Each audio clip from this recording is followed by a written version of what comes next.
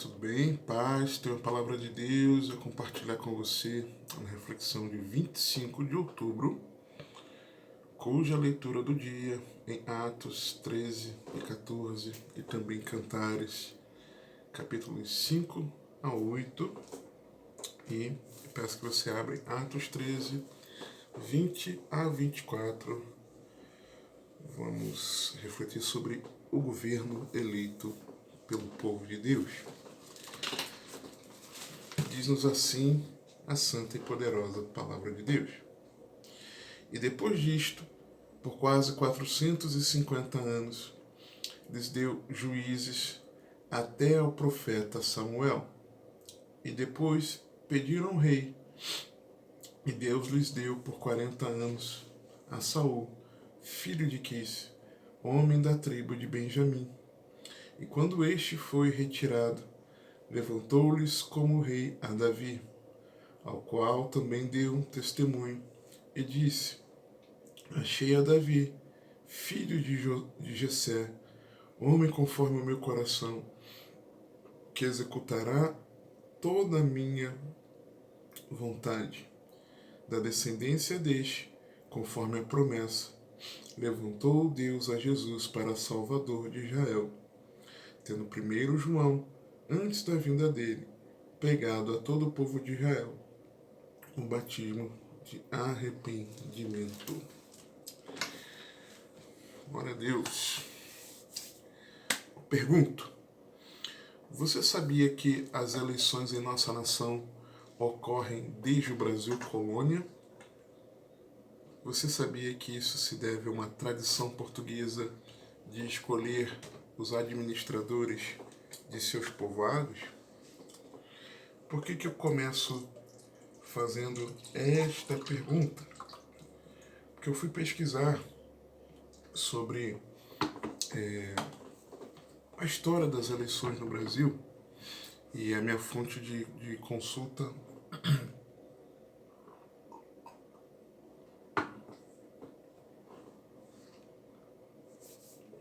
para não dizerem que é fake news, né? Foi no próprio TSE, Tribunal Superior Eleitoral. Eles tinham lá um documento, um PDF bonito, né? Falando sobre as eleições. Não que seja feito agora, né? Talvez já estava lá disponível há mais tempo, eu não reparei. Mas nos dizia isso lá, que as eleições no Brasil acontecem desde o Brasil colônia, seguindo uma tradição portuguesa de escolher os administradores dos seus povoados. E logo que pisavam o território americano, os colonizadores portugueses realizavam votações para eleger os que iriam governar as vilas e cidades que fundavam, preenchendo diversos cargos, como vereador, vereador daquela época, juiz ordinário, procurador e outros oficiais. Interessante, não é isso?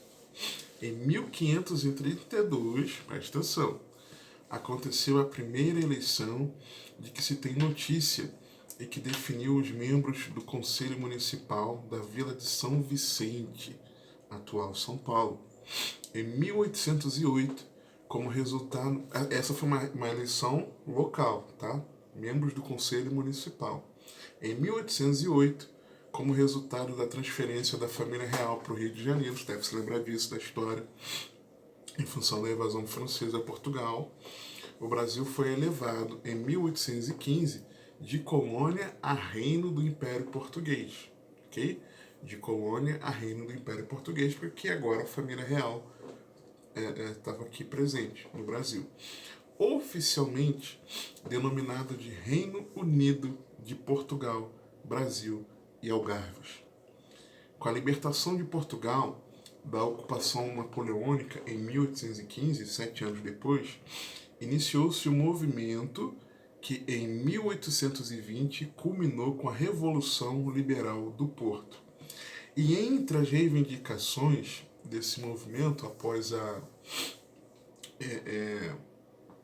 saiu o domínio francês sobre Portugal, eles começaram a reivindicar, o movimento começou a reivindicar esse movimento de Revolução Liberal do Porto, a convocação de cortes para a elaboração de uma constituição para o país e o imediato retorno da corte para Portugal e a restauração do monopólio comercial com o Brasil.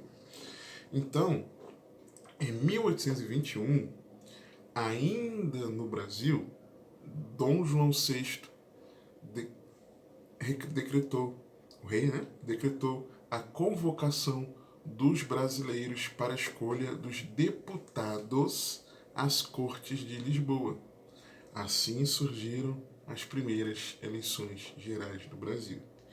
Em 1532, as primeiras eleições municipais, seguindo a tradição portuguesa, de já resolver quem que vai ficar à frente de cargos para governar ali e comandar as cidades que estavam sendo fundadas.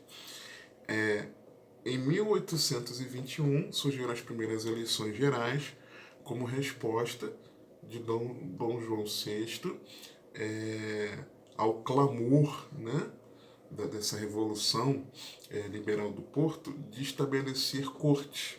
Então, olha, os brasileiros então vão escolher os deputados às Cortes de Lisboa, tornando-se as primeiras eleições gerais, certo? Desde o Brasil colônia, passando por Império, pela Primeira República, que foi de 1889 a 1930, refundação da República de 30 a 37, República Democrática de 45 a 64, o regime militar de 64 a 85, a nova República de 85 até os dias atuais, são quase 500 anos de eleições em nossa nação. Mas por que eu estou falando isso? O que isso tem a ver com o texto que nós lemos? Tá maluco, irmão? Endoidou? Não, calma. Porque olha o que diz Isaías 32, 33, 22. Porque o Senhor é o nosso juiz. O Senhor é o nosso legislador. O Senhor é o nosso rei. Ele, o Senhor, Ele nos salvará. E eu me preocupo pelo desespero, sempre em época de eleições, o desespero do ímpio eu até entendo, mas eu percebo um desespero do povo de Deus, do povo de Deus, daqueles que se chamam pelo nome do Senhor, daqueles que se dizem pertencer a Cristo. Eu vejo um desespero tanto por um lado como pelo outro, por muitos lados,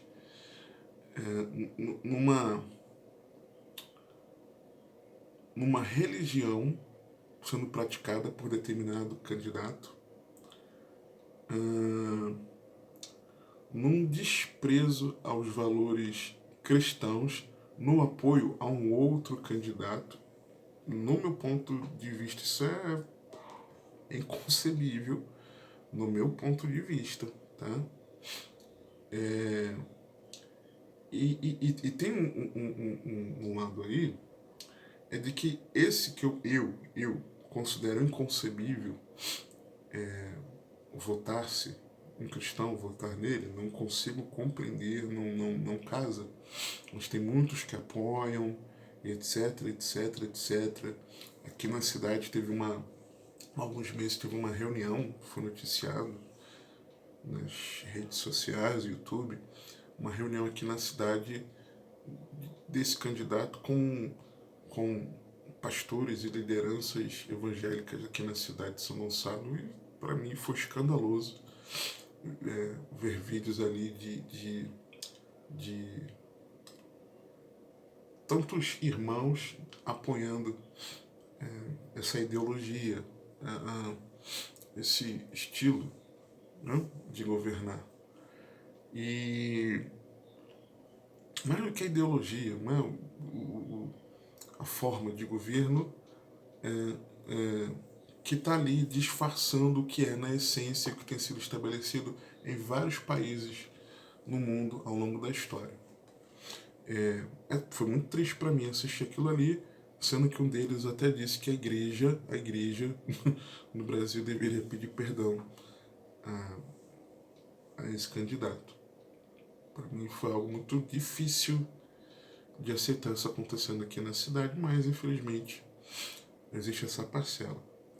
Mas me preocupa também o desespero daqueles que, mesmo não idolatrando o outro candidato que defende, apoia valores mais alinhados ao que a palavra de Deus nos orienta, nos ensina, mesmo esses que não o idolatram, porque tem aqueles que o idolatram, eu vejo um desespero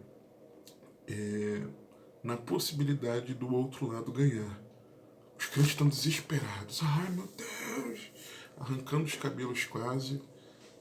E, na verdade, nós precisamos descansar que Deus é soberano. Qualquer autoridade sendo eleita, independente da forma de governo, tá? Mesmo não eleita, mas qualquer governo sobre uma nação, mais do que Deus permitir, é Deus conduzir, porque é Ele que estabelece e depõe reis. A palavra nos diz isso claramente, tá? Então, porque o Senhor é o nosso juiz, o Senhor é o nosso legislador, o Senhor é o nosso rei, Ele nos salvará. Ok? Respirando. E aí, quem é que na verdade tem governado as nossas vidas? A quem servimos? Quem reina sobre nós? Qual é o governo eleito pelo povo de Deus? Qual é o governo que eu, Geraldo Augusto, eu elejo para governar a minha vida? Qual é o governo que você elege para governar a sua vida? Por que eu estou falando isso? Na sua primeira viagem missionária, após a leitura da lei e dos profetas na sinagoga de Antioquia da Psídia, o apóstolo Paulo teve a oportunidade de dizer uma palavra de exortação aos judeus, tanto aos os herdeiros de Abraão, como os que temiam a Deus, e os apresenta, né? Paulo, os apresenta quem é Jesus.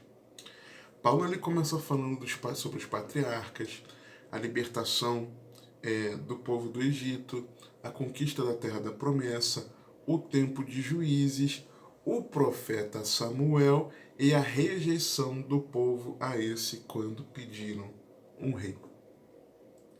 Ter um rei, como nós vamos ver em textos aqui, como as outras nações, significava rejeitar o governo de Deus sobre eles. E esse é o ponto. Por quê? Porque esse é literalmente, tá na moda, né? Dizerem dos casos de desordem informacional. Esse era um caso de desordem informacional.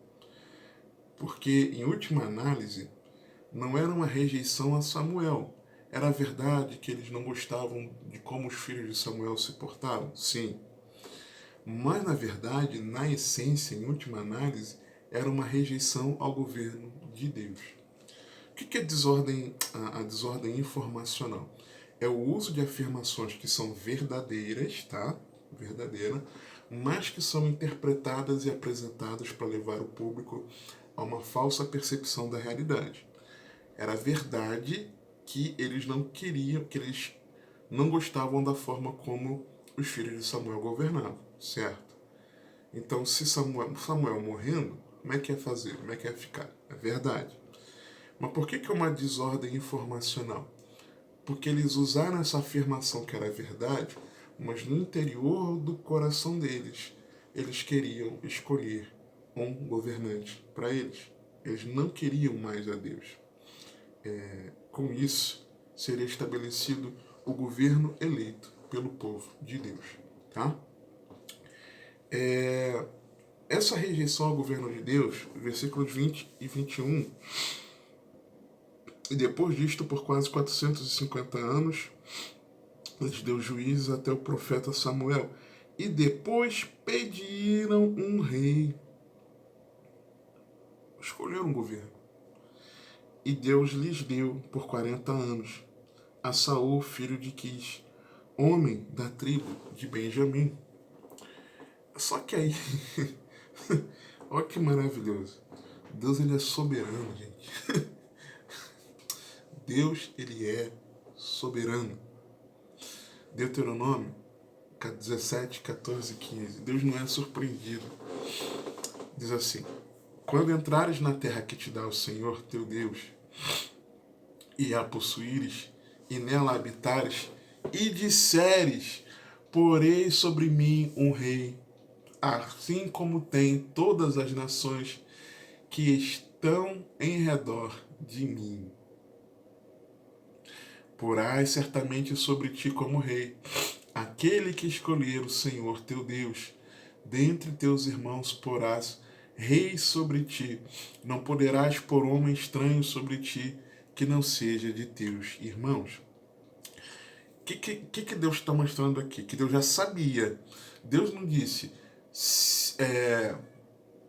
quando entrares na terra que te dá o Senhor teu Deus e a possuíres e nela habitares, se disseres, porei sobre mim o rei. Não, é quando disseres. Não é se vocês pedirem o rei, é quando vocês pedirem, porque vocês vão me pedir um rei. Deus não trabalhou com suposição. Deus antecipadamente, muito tempo antes, Deus falou com eles. Aqui algumas centenas de anos, né? Deuteronômio sendo escrito para o acontecido narrado em 1 Samuel. Umas centenas de anos. Então, claramente, nós vemos aqui Deus não sendo surpreendido e falando: olha, vocês vão pedir um rei. E vocês vão pedir um rei como as nações ao redor de vocês têm o rei. Só que é o seguinte: quando vocês pedirem o rei, o soberano sou eu. Porque sou eu que estabeleço e sou eu que deponho reis.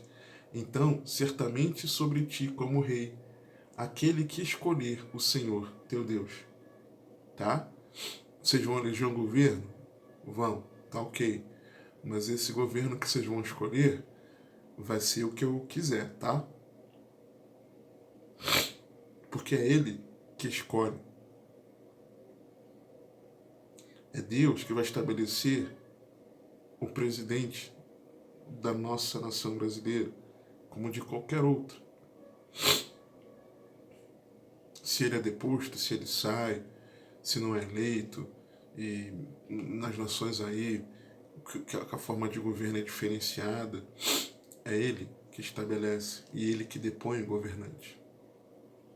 Não há autoridade que não tenha sido dada senão por Deus.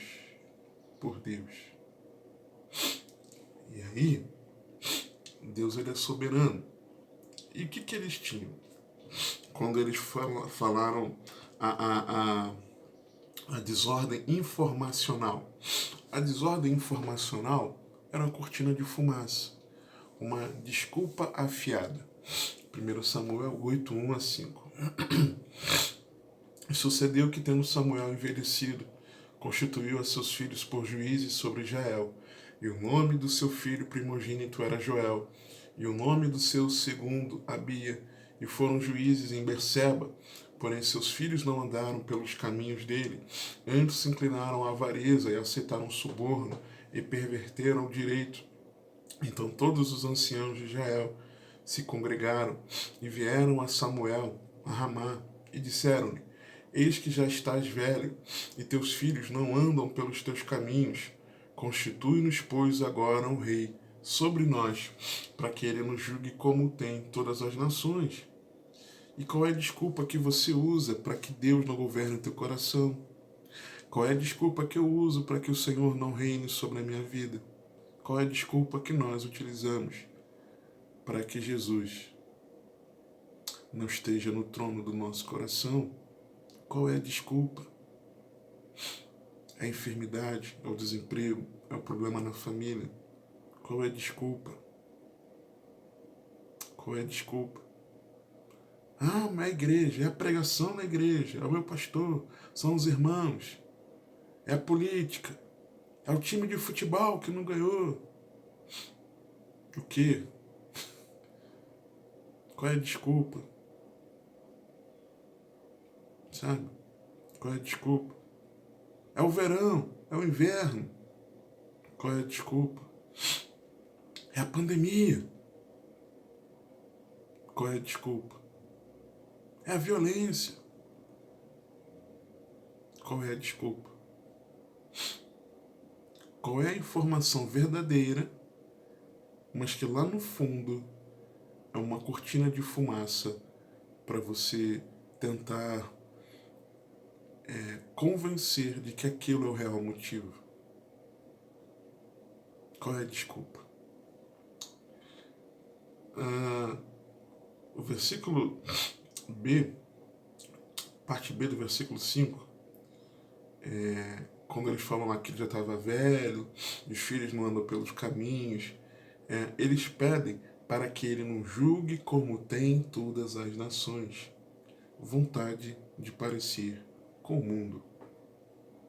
Não querer que Deus mande na nossa vida é querer parecer-se com o mundo. Essa é a real. É não querer ser como um discípulo de Cristo deveria ser, mas é querer ser como o mundo é. Como o mundo é. Mundo. É o que está ao redor. O mundo não é aquilo que está dentro, mas o mundo é aquilo que está ao redor. É querer parecer com o mundo.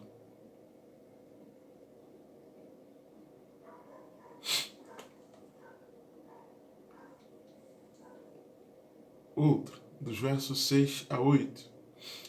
Isso evidencia um coração endurecido. Não querer ser como Deus quer que você e eu sejamos, isso mostra um coração duro. Porém, esta palavra pareceu mal aos olhos de Samuel, quando disseram: dá-nos um rei para que nos julgue. E Samuel orou ao Senhor e disse o Senhor a Samuel: ouve a voz do povo em tudo o que te dizem, pois não te tem rejeitado a ti, antes a mim me tem rejeitado, para eu não reinar sobre eles, conforme a todas as obras que fizeram, desde o dia em que os tirei do Egito, até o dia de hoje. A mim me deixaram, e a outros deuses serviram, assim também fazem a ti. Essa é a realidade. Um coração duro.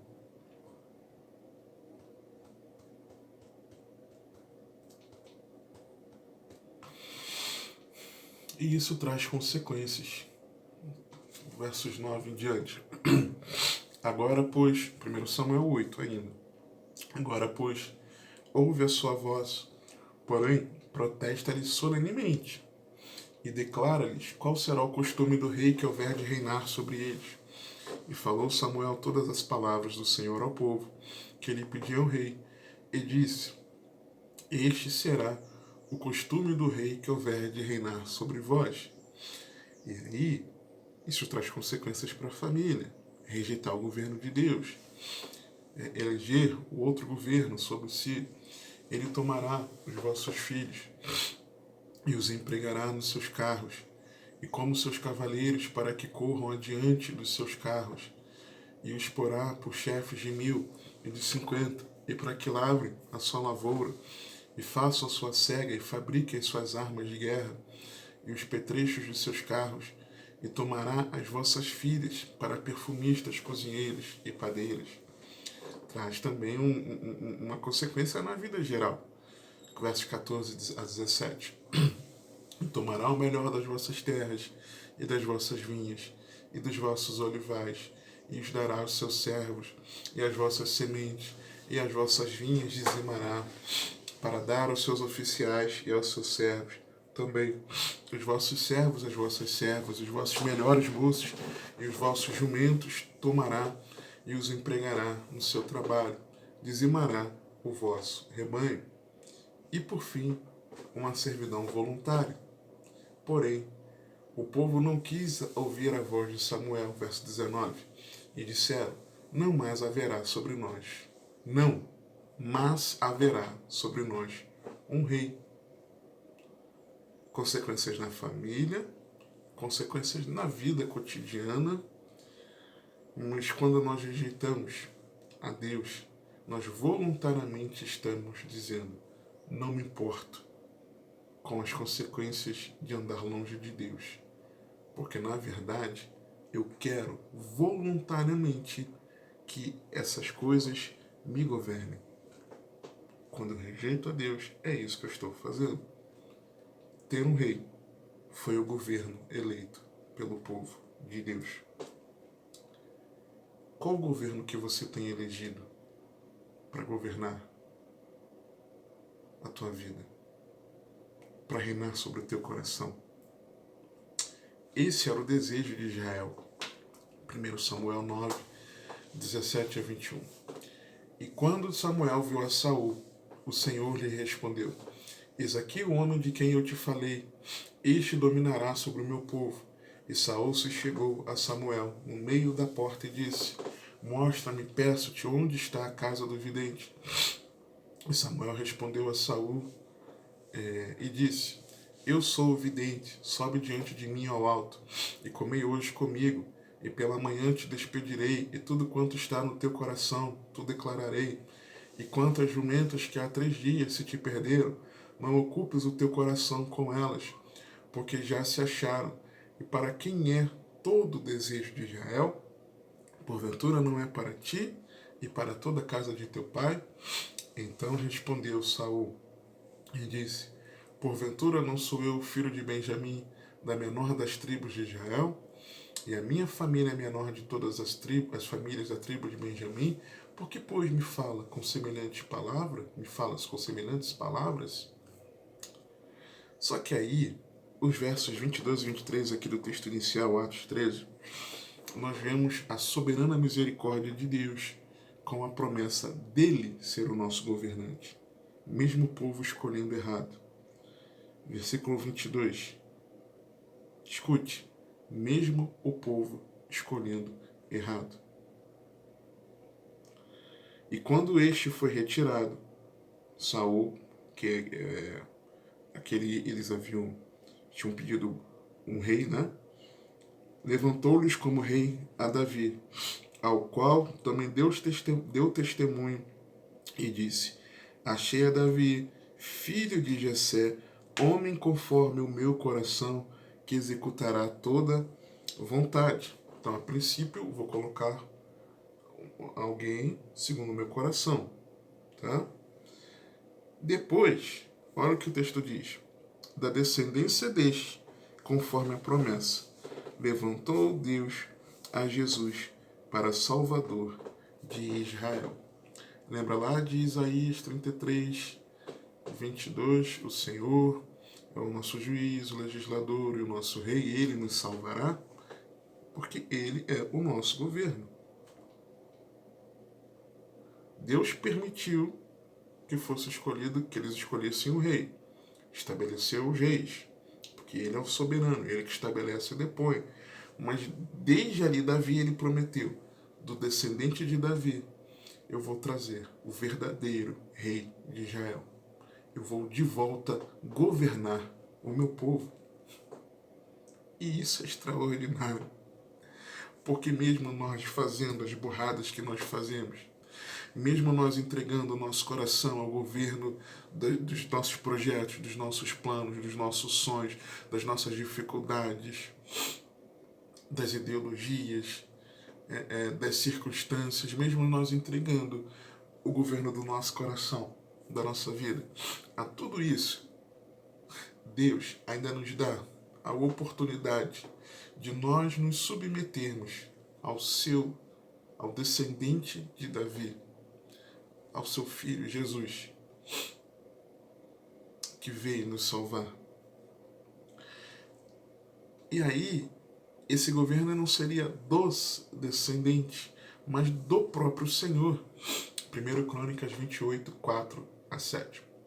E o Senhor Deus de Israel escolheu-me de toda a casa de meu pai, para que eternamente fosse rei sobre Israel, porque a Judá escolheu por soberano, e a casa de meu pai na casa de Judá. E entre os filhos de meu pai se agradou de mim, para me fazer reinar sobre todo Israel, e de todos os meus filhos, porque muitos filhos me deu o Senhor. Escolheu ele o meu filho Salomão, para se assentar no trono do reino do Senhor sobre Israel. E me disse: teu filho Salomão, ele edificará a minha casa, os meus átrios, porque eu o escolhi para filho, e eu lhe serei por pai.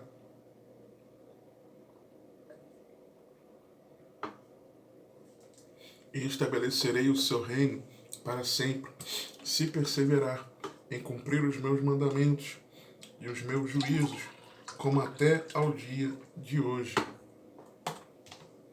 Ou seja, para se assentar no trono do reino do Senhor sobre Israel.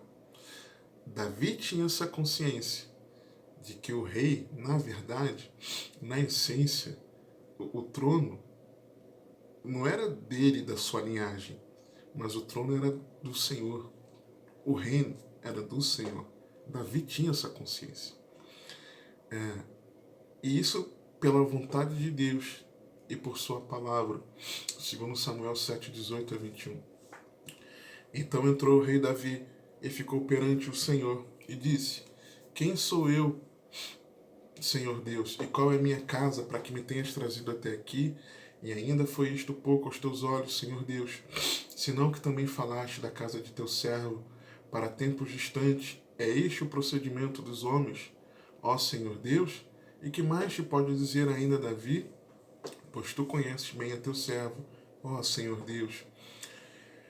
Por causa da tua palavra e segundo o teu coração, fizeste toda esta grandeza, fazendo saber a teu servo. Deus permite que Ele governe o nosso coração, não porque você e eu mereçamos, mas por causa da sua vontade, da sua palavra. E Jesus é esse eterno Rei que nos conduz ao reino dos céus. Ele diz: da descendência deste, conforme a promessa, levantou Deus a Jesus para Salvador de Israel. Isso foi profetizado, Lucas 1, 30 a 33. Disse-lhe então um anjo: Maria, não temas, porque achaste graça diante de Deus. E eis que em teu ventre conceberás e darás à luz um filho, e por-lhe-ás o nome de Jesus. Este será grande, e será chamado Filho do Altíssimo. E o Senhor Deus lhe dará o trono de Davi, seu pai, e reinará eternamente na casa de Jacó, e o seu reino não terá fim. Isso foi confirmado, né? Lucas 1, 30 a 33, quando o anjo disse a Maria algo que já havia sido profetizado, Isaías 9, 6 a 7. Porque o menino nos nasceu, um filho se nos deu, o principado está sobre os seus ombros, e se chamará o seu nome, maravilhoso Conselheiro, Deus forte, Pai da eternidade, Príncipe da paz. Do aumento deste principado e da paz não haverá fim sobre o trono de Davi e no seu reino, para o firmar e o fortificar com juízo e com justiça, desde agora e para sempre. O zelo do Senhor dos Exércitos fará isso. E é algo estabelecido. Apocalipse 11, 15. E o sétimo anjo tocou a sua trombeta, e houve no céu grandes vozes que diziam: os reinos do mundo vieram a ser de nosso Senhor e do seu Cristo, e ele reinará para todo sempre. Agora, a questão é, mesmo diante dos erros que cometemos, Deus é soberano, ele é misericordioso. e nos dá a oportunidade dele governar a nossa vida, dele ser o governo que nós elegemos para nos governar, o governo eleito pelo povo de Deus. Como então submeter-se a esse governo, ao reinado de Cristo? Primeiro, ouvindo o Evangelho, dos versos 24 a 37, ele diz, tendo primeiramente João, antes da vinda dele, pregado a João, ao povo de Israel, o batismo de arrependimento. Mas João, quando completava a carreira, disse, quem pensais vós que eu sou? Eu não sou o Cristo, mas eis que após mim vem aquele a quem não sou digno de desatar as sandálias dos pés.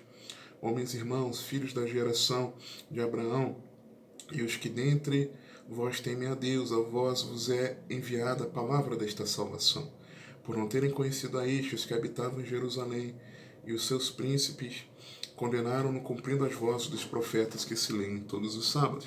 E embora não achasse alguma causa de morte, pediram a Pilatos que ele fosse morto, e havendo eles cumprido todas as coisas que dele estavam escritas, tirando-o do madeiro, o puseram na sepultura.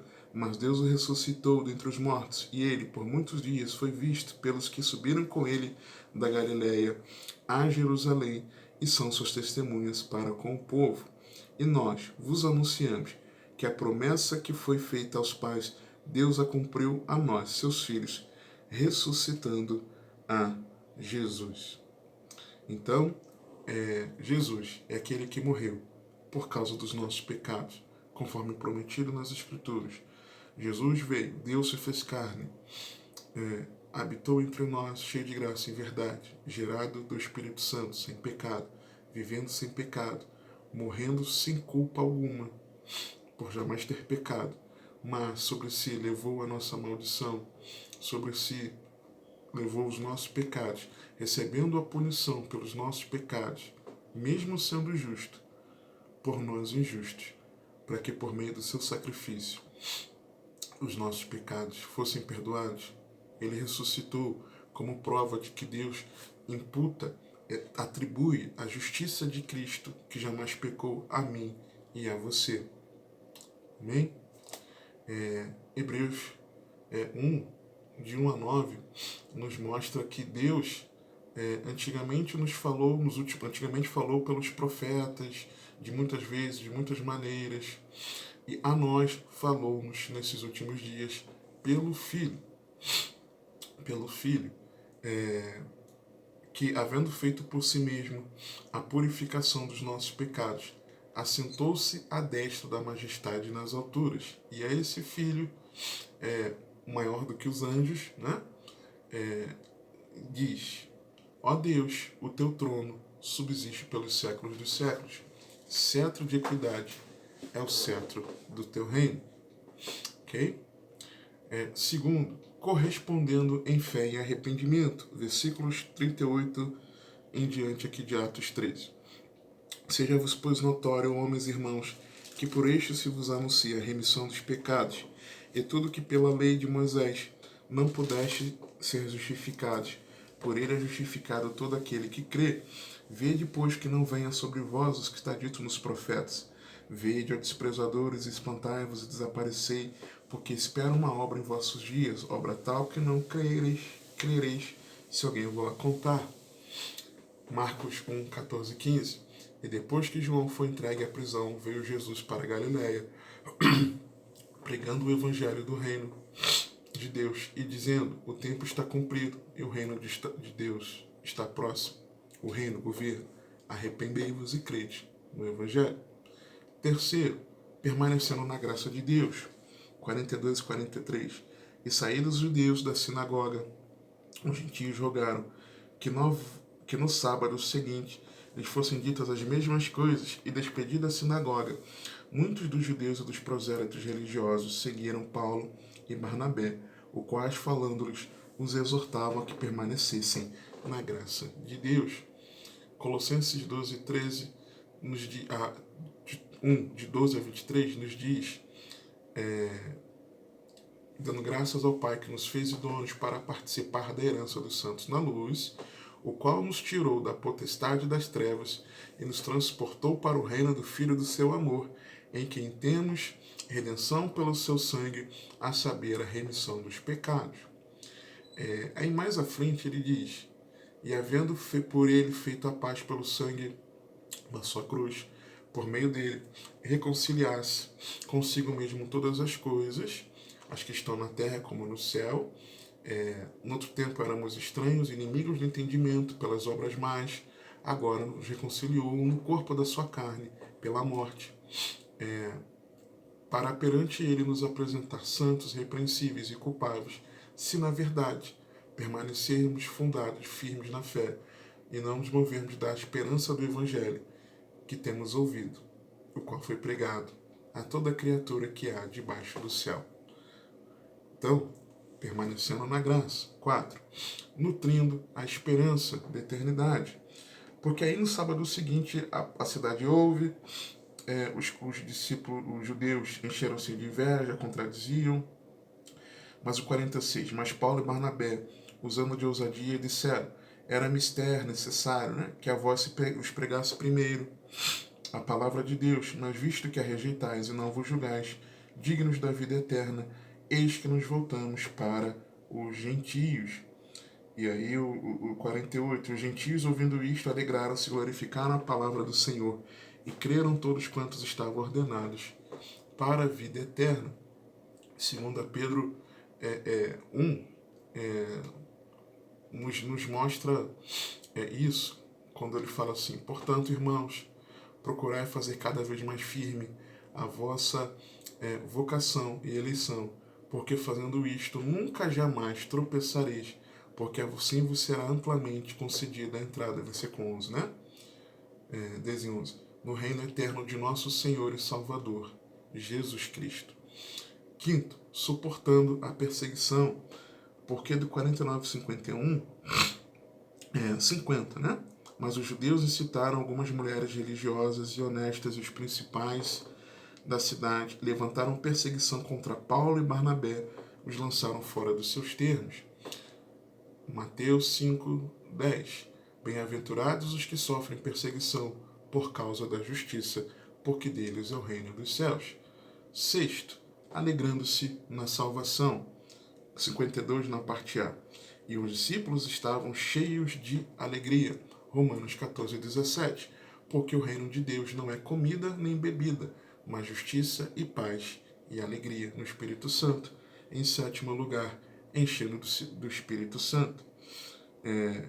52 na parte B. Os discípulos estavam cheios de alegria e do Espírito Santo.